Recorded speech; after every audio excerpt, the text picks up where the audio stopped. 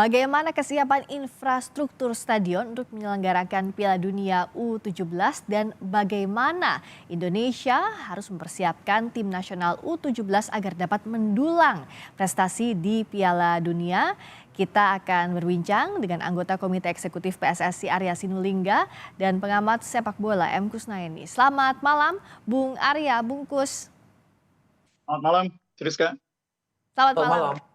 Saya ke Rizka. Bung Arya dulu. Jadi gimana progresnya sekarang untuk mencari mana stadion yang pas untuk U17? JIS gimana? Ini kan karena dibawa ke politik ya. Coba nggak dibawa ke politik, baik-baik aja. Pasti nggak ribut ini.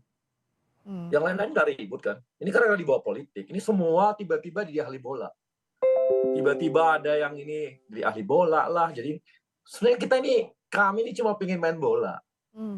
Nah, bagaimana Kita- untuk tidak membawanya ke politik sekarang kalau dari Ya, PSSI? karena dibawa-bawa oleh teman-teman juga, diadu sana, diadu sini, bawa ke politik, bawa itu. Santai-santai aja sebenarnya.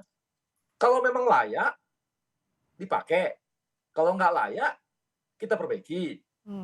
Kasih pemerintah. Kalau waktunya cukup, selesai, dipakai. Selesai kok. Jadi, jangan dipersulit gitu. Dan kita jangan jadi panjang. Ini kan yang lain masih banyak loh. Saya beritahu aja ya. Kebutuhan stadion kita cuma 4 sebenarnya. Sementara kita punya stadion itu ada 6 yang layak. Artinya udah siap nih. Udah pernah diperiksa oleh FIFA untuk U20. Punya 4 juga bisa pakai kok. Gitu. Jadi sebenarnya pasti kita selenggarakan U17. Cuma mau dipakai yang mana gitu ya. Sampai kita lihat.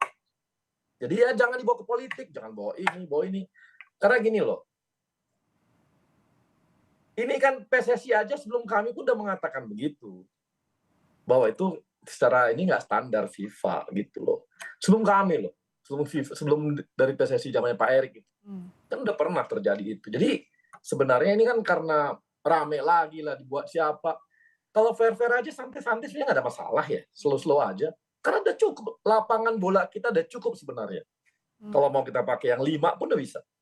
Nah, cuma ada alternatif nih. Jis, ayo. Alternatif loh. Kalau misalnya kami bilang, oh iya sekarang Coldplay kan GBK dipakai Coldplay. Ya udah 5. Jadi 5 aja dipakai deh gitu. Bisa kan? Bisa jalan-jalan. Cuma ini ada alternatif. Yuk tambah lagi alternatif kita. Boleh. Gitu ya. Jangan dibawa ke politik deh. Ini banyak banget nimbrung. Banyak banget orang nimbrung yang nggak ngerti juga. Tiba-tiba jadi ahli bola. Tiba-tiba jadi ahli standar lapangan bola. Lapangan bola itu nggak hanya sekedar lapangan bola loh, Mbak. Stadionnya gitu ya. Keamanannya, keluar masuknya. Kalau ada apa-apa kan namanya pertandingan kita harus melihat sampai namanya masyarakat tuh keluar dari stadion. Sesuai standar FIFA itu ya, Bung Arya ya. Seperti yang sudah disampaikan dari kompleksnya. Jadi bukan hanya sekedar ini rumputnya bagus. Oh iya, rumputnya bisa bagus. Tapi kan apakah nanti ini standar nggak? Dalam arti keamanannya loh, Mbak. Yang kita pikirkan itulah keamanan, safety. Kita udah pernah kasus loh. Kanjuruhan tuh kan masa kita nggak belajar dari situ. Makanya sekarang semua dikit-dikit kita akan ngomong standar FIFA sebagai layak keamanan. Jadi kita nih slow aja. Kalau nanti enggak, ya udah kita kan ada 5, nggak ada masalah gitu. Jangan dibawa ke politik gitu. Ini kadang-kadang kita cuma pengen main bola kok, bukan pengen main politik gitu loh. Oke, setuju tidak dibawa ke politik mestinya. Bungkus, kalau kita lihat sekarang berarti mana-mana saja yang menurut Bungkus ya harusnya bisa berjalan dong. Sudah waktu 4 bulan ini banyak juga stadion yang bisa kita pilih. Iya, saya nggak ikutan soal politiknya ya, tapi menurut Lagian kita di sini bahas bola aja, jangan bahas politik. Iya, lanjut Bungkus. kalau nanti nggak cukup, bilang yang 5 aja dipakai.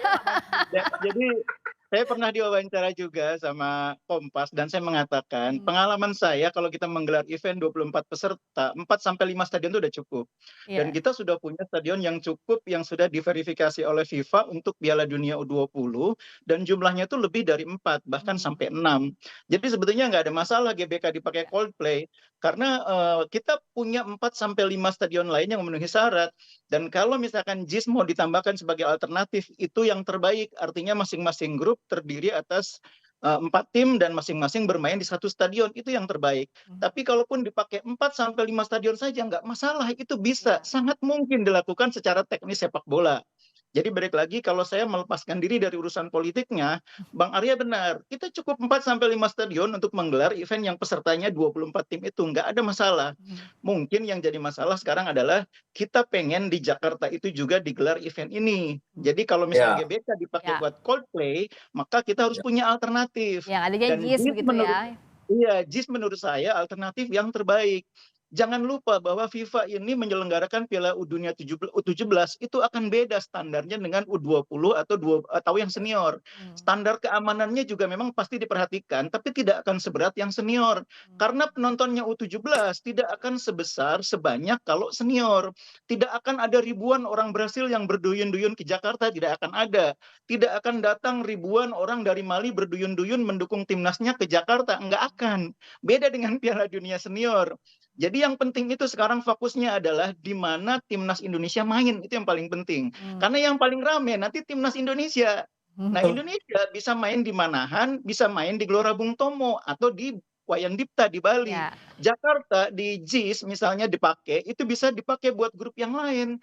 Yang peluang untuk dihadiri penontonnya mungkin tidak sebesar kalau Indonesia main. Jadi FIFA pasti nggak akan kesulitan dalam menentukan jumlah stadion yang dipakai buat Piala Dunia. Apalagi kan seperti kita ketahui, Ya. di luar yang sudah pernah diverifikasi FIFA, masih ada banyak alternatif. Ada Pakansari di Bogor, ada Patriot di Bekasi, ada Wibawa Mukti di Bekasi. Di Jogja masih ada Stadion Maguwo Harjo. Kita punya banyak alternatif, jadi tidak usah khawatir. Kalau saya setuju dengan Bang Arya, kita pasti bisa menyelenggarakan. Nggak ada kesulitan. Ya. Tapi Tinggal lepas pilih aja yang mana. Nah, kalau Bang Arya, kalau misalnya yang di JIS ini kan karena jadi salah satu alternatif dan lokasinya di Jakarta. Ini kan karena GBK udah dipakai duluan gitu sama Coldplay. iya. Sejauh ini progresnya gimana untuk peninjauan itu? Mungkin atau enggaknya di sana tuh sampai mana?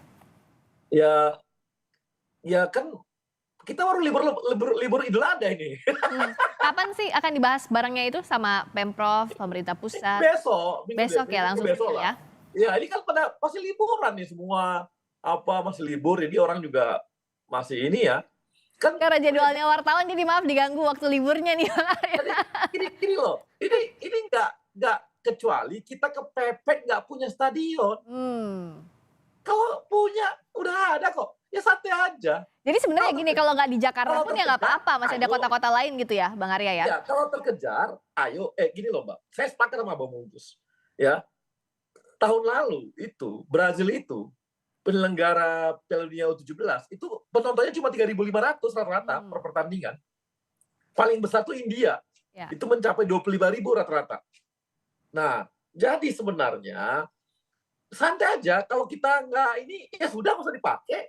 Nggak usah, Ya. udah kita pakai yang lain gitu, atau kayak tadi alternatif, dipakai yang untuk yang pertandingan grup yang bukan Indonesia lah. Ya kayak Karena kita Bungkus tadi bilang gitu ya? Bung karena Arya? Indonesia pasti, nah karena paling ramai pasti Indonesia. Mhm. Ya kalau enggak, ya udah kita pindahin. Kalau misalnya tadi itu, yang kita pertandingan dia ada Brazil dan sebagainya. Siapa yang nonton? Ya paling nonton yang senang bola aja sedikit banget gitu. Kalau Indonesia kan ada unsur supporter dan penonton yang berbeda gitu. Bisa kita pindahkan gitu. Memang mungkin tidak sebesar di GBK yang mencapai 80.000 atau 70.000, tapi bisa dipindahin ke 35.000, 45.000 di Sriwijaya juga. Di sana juga bisa kok, di Palembang gitu ya. Jadi udahlah, kita jangan dipolemikkan, jangan dipersulit gitu. Ini gampang dan sederhana dan pasti terselenggara masalahnya. Iyalah, Kecuali nggak terselenggara, harus mau nggak mau harus ada. Itu beda persoalan. Itu kita akan kebut. Kalau ini nggak perlu dikebut-kebut juga, ya slow aja gitu, santai aja. Gitu. ya waktu 4 bulan ini ya kalau nggak di situ masih banyak juga alternatif stadion Masih gitu kan. bisa gitu. Nah, kalau dari Bungkus lihatnya sejauh ini kan berarti kalau Piala U17 ini akan lebih mudah daripada Piala U20 yang kemarin ya. Toh sudah sarana prasarananya ada, semua udah ada, tinggal memindahkan event gitu ya Bungkus. Iya, kita ini udah punya pengalaman menyiapkan Piala Dunia U20 dan kita sudah sampai di level 80%-an siap. Jadi sekarang ini saya pikir kita nggak berangkat dari nol, itu bedanya dengan waktu kita ditunjuk jadi tuan rumah Piala Dunia U20. Yang lama Sekarang 20%-an gitu ya kalau sampai di level 80%, jadi tinggal finishing. Yang sulit buat Indonesia itu sebetulnya satu, apa? kita tidak punya waktu menyiapkan tim. Waktu Piala Dunia U20 kita punya persiapan 2 tahun lebih bangun tim. Ya. Sintayong bisa melakukan TC di Eropa, bisa uji coba. Sekarang hanya kurang dari 5 bulan kita nyiapin tim. Jadi jangan buang waktu ribut soal stadion, pikirkan timnya menurut saya. Setuju. Betul. Timnya gimana Bang Arya? Timnya. Jadi gini, kita selama ini udah punya juga yang namanya tim U16, U17 yang udah kemarin kan ketemu juga dengan tim-tim legend ya. Tapi dalam minggu ini kita kerjasama juga dengan jadi Mas Bima Sakti itu akan kolaborasi dengan Dennis Wise. Ini adalah pelatihnya Garuda Select ya, direktur tekniknya Garuda Select.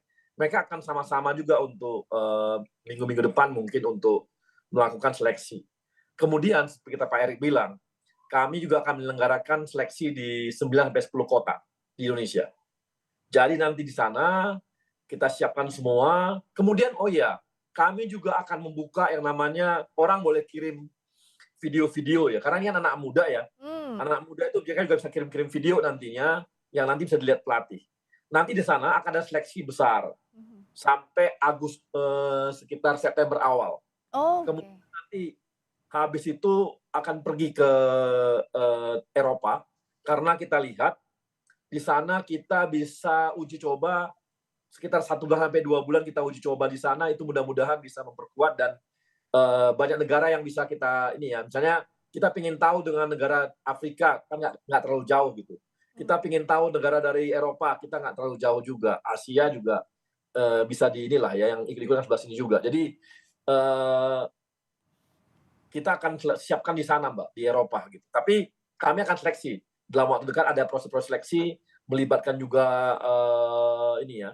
Dan juga kami juga mantau ini ya, orang-orang Indonesia yang punya paspor Indonesia. Oke. Nah kalau Bungkus lihat tadi orang tuanya gimana? orang Indonesia gitu ya, punya darah Indonesia, bapak ibunya orang Indonesia gitu. Atau bahkan kalau ternyata nanti ada juga bapaknya orang Indonesia tapi dia paspornya tapi belum Indonesia, mungkin bisa kita kerjakan dengan cepat gitu supaya bisa kita seleksi gitu. Ini lagi kita lakukan. Jadi pokoknya semua potensi kita, baik diaspora maupun yang ini, itu akan kita manfaatkan maksimal mungkin. Nah, gitu Mbak. Strategi jemput bola yang ada banyak inovasi yang dilakukan PSSI tadi dalam waktu yang sempit, Bungkus sudah bisa diacungi jempolkah dan mumpuni begitu untuk waktu yang singkat jelang November nanti?